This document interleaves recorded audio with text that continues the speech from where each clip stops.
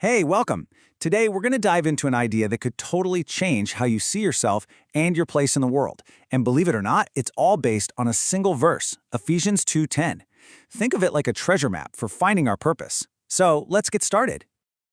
This is a question that, let's be honest, probably all of us have asked ourselves at some point. Maybe on a really tough day, or when you're going through something big, or maybe just in a quiet moment, that little doubt pops up. Do I really matter? Is there a point to all this? Well, today, we're going to tackle that doubt head on. So, the first piece of this puzzle is all about your identity.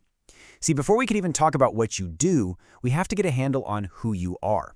And the core idea is pretty simple. You are not an accident. You're a masterpiece. The key phrase right here translates to, "For we are his workmanship." It's one of those phrases we might just skim over, but wow, it is packed with meaning about our value. It doesn't say we're a product or a tool or an employee. It says we are workmanship. So, what does that actually mean? This is where it gets really cool. The original Greek word for workmanship is poema. Sound familiar? It should. It's the root of our word poem. Just think about that for a second. You're not just some random assembly. You're a poem, a work of art, something crafted with intention, with rhythm, with beauty. I mean, that just paints the perfect picture, right? We live in a world that's all about mass production, but you're a one-of-a-kind original. There's no one else like you. Your unique mix of talents, your story, the way you see things, it all makes you a limited edition, designed by the ultimate artist. Okay, so this is where we start to pivot from who you are to why you're here. The logic is actually pretty simple, but it's deep. If you're a masterpiece, you didn't just pop into existence, right?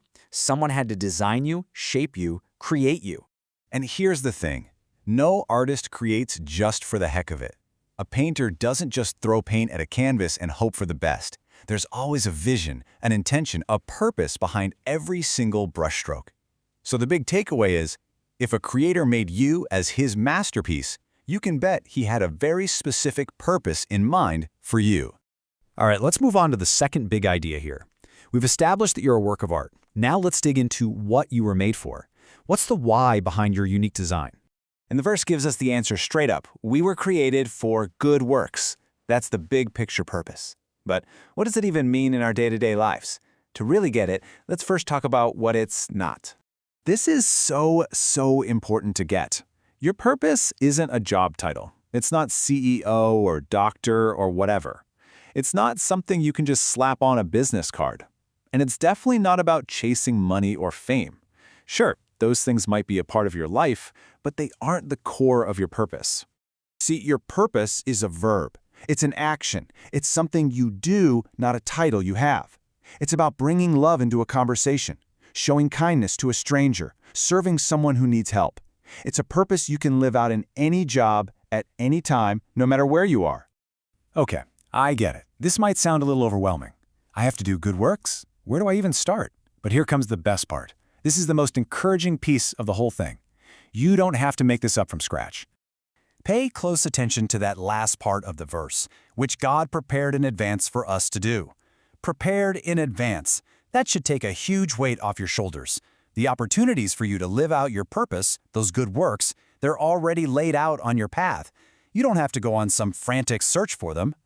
Here's the perfect way to think about it. Your job isn't to be some kind of engineer who has to design and build a highway from nothing. No, your job is to be a walker. To just take the next step on the path that's already right there in front of you. It's all about paying attention.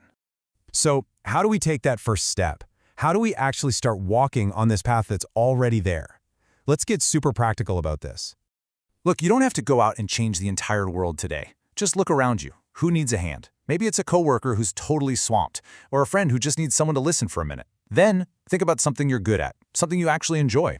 And finally, just offer 15 minutes of your time. That's it. It's a small start, but man, is it a powerful one. And this is so key to remember. Purpose isn't always found in the grand, flashy moments. Most of the time, it's lived out in the little things. A word of encouragement, a small favor someone didn't ask for, a moment of patience. It's all those small, faithful actions added up that really build a life of purpose. So I'm going to leave you with this question. As you go about the rest of your day, try not to ask, how can I find my huge, lifelong purpose? Instead, just ask yourself this. What's one small, good work that was prepared just for me, waiting for me right now?